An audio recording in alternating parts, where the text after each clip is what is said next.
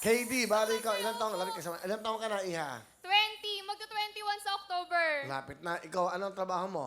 Accounts Receivable Associate po. Ganda. If you don't mind, ano to, balat? Balat po.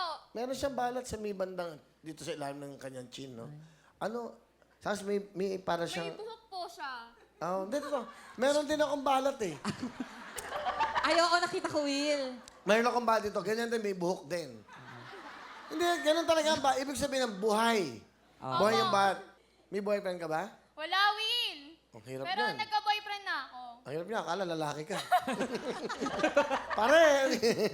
Biro lang. Nagka-boyfriend ka na. Ilan na naging boyfriend mo? 3. Conservative, ha? Oo. Napaka-conservative ng batang to. May balat pa yan. Yung una, nasaktan ka, no? Anong rason? Bakit ka naghiwalay? Meron pong may nagsabi lang sa akin na may kasabay siyang umuwi. Eh ako po, mag-isa lang akong Eh, yan ang hirap sa inyo mga babae kayo, eh. Nakikinig lang kayo sa kami sinabi. Nakita mo ba? Kaya mali yan ganyan, eh. Kawawa naman yung mga lalaki. No. Yung pangalawa mong boyfriend, ano naman nangyari? siya lang biglang nawala. Ay. Mga lalaki talaga, nakakabwisit, oh. Tama. Grabe talaga Mga yun. Yung mga lalaki to. Ba't siya nawala? Ba't siya nawala? Hanapin daw mo niya yung sarili niya. Sana nahanap na niya yung sarili niya. Ngayon, meron kang boyfriend ng pangatlo. Pangatlo, Will. Oh, ano yan? Nung college na ako. May iba. Nahuli ko pong may Naku, kasal. itong mga lalaki to talaga. Tama ba, yung mga lalaki? Tatlo naging boyfriend mo, bakit ka laging iniiwan? Ba po dahil masyado akong maluwag sa kanila. Nagagawa nila. Maluwag ka? Kaya pala eh. Ibig kong sabihin, yung gusto nilang gawin, okay lang sa akin. Okay lang sa'yo. Yung, dahil maluwag ka, okay lang sa'yo lahat ang gawin sa'yo. Maluwag talaga yan. Ang gulo ka usap itong batang to. Eh, huwag ka masyadong maluwag. Hindi. Dapat ka rin, magsikip ka rin sa kanila. Kasi pangit naman yun. Di ba, masyado ka, parang pinababayaan mo na sila eh. O, sige. KD, sino ang kasama mo?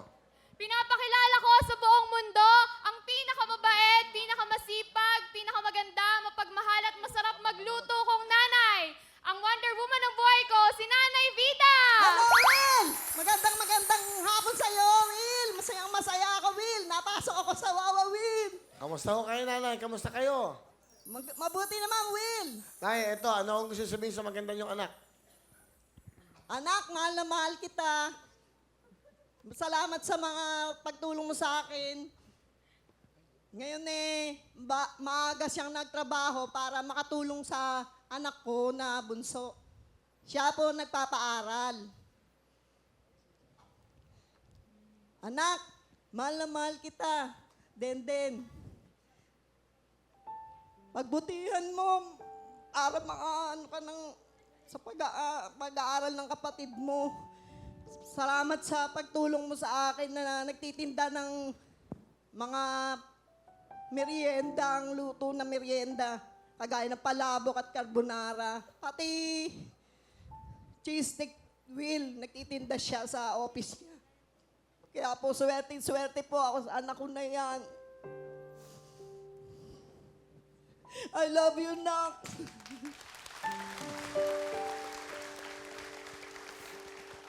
KD, hindi mo na karabigyan tissue, wala ka pang luha, eh, ha?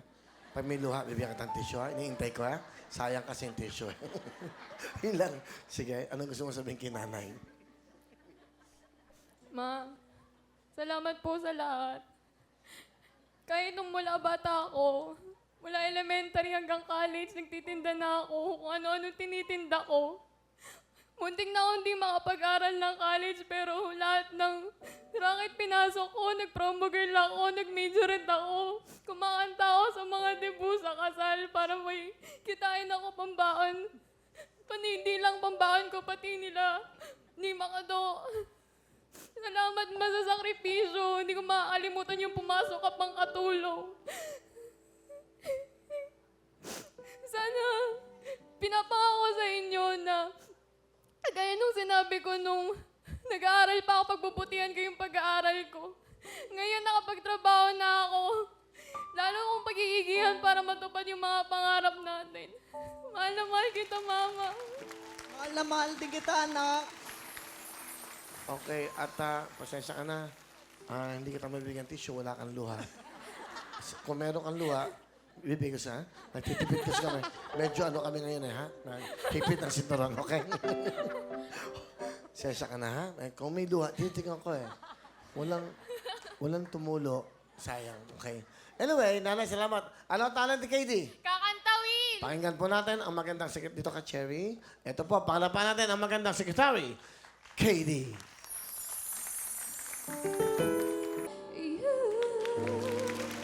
Woo! Like. Thank you very much, KD. Galing ni KD, oh. Ano yung KD? Ano mo talagang pangalan mo? KD. Christine Dayan po. Christine Dayan, KD. KD. Okay, KD, meron kang 10,000.